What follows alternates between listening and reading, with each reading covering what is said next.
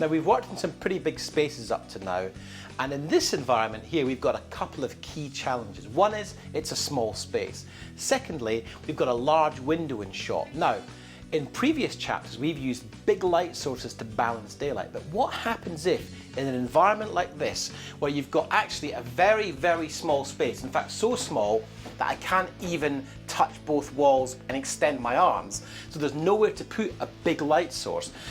So let's just say in this scene here, we expose for Sam, but the outdoors is completely blown out. Let's say our producer or our client really wants to see what's happening outdoors. We reduce our exposure to get beneath that 100% mark. We can see outdoors, but she's very, very dark. And we've got about a 3-stop difference in light to get her up to a good exposure. So what we need to do is think of another way to handle this situation. We cannot bring in a big powerful light, so the only option we've got is to reduce the light coming in this window. Now, we can put an ND gel on this window, but we can't put it on the inside because we'd see it. So you remember these gels from the first chapter. The one I'm going to be using here is called neutral density gel. And what this does is it reduces the intensity of light. What we'll do is we'll tape this to the outside of the window. This one is ND6, which means it'll reduce the light by 2 full exposure stops. Let's go and do that. So, all I'm going to do is take this ND gel and see how much I need. I need to cover the whole window. So what I do is get an idea of how much I need, and then the pair of scissors here. Now this is only practical to do if you can actually access the window.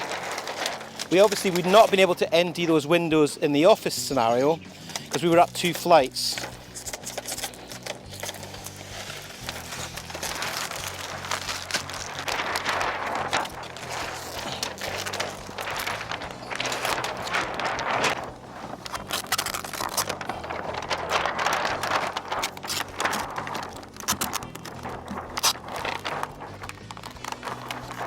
Tape it up tightly across the window.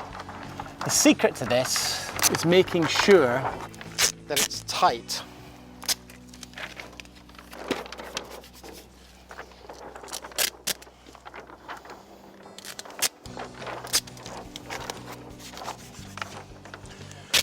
And then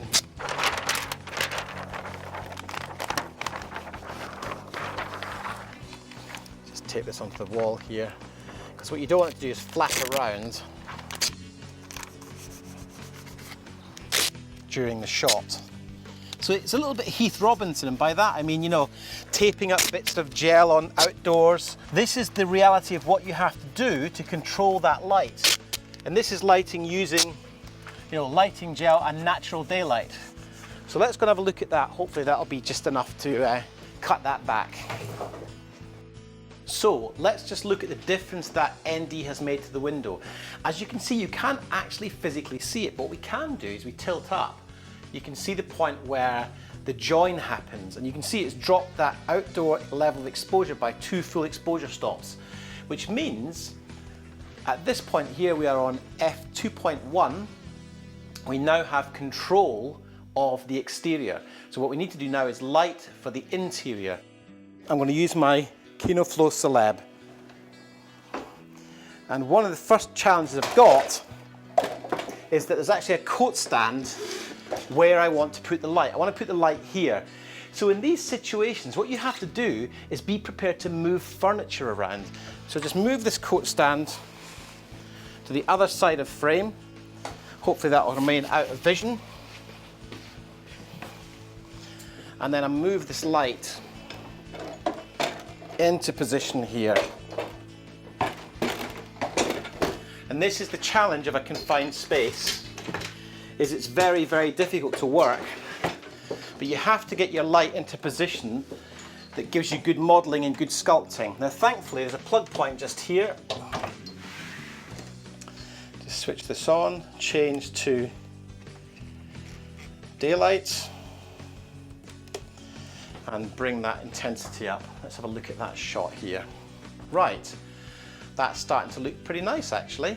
Again, the challenge here is actually A couple of things. One is the wind is actually blowing the ND filter on the window. So what we need to do is go and re-gel that, re-stick that down. But in terms of just the ratios, ignoring that for a second, we've now got a good exposure on Sam's head. I'll just drop that down maybe a fraction. So what we've been able to do here is use one light and just balance the light with what's happening outdoors. It's not my most favourite way to shoot. I don't really like when you can see out of windows. It just feels a little bit distracting. I much prefer to let the window blow out a little bit, maybe bring the camera back, use a longer lens and compress everything, pull Sam forward. But for the purpose of just highlighting how you would use this technique, it's using that gel to gel the outside of the window and bringing enough light indoors to give you a good exposure.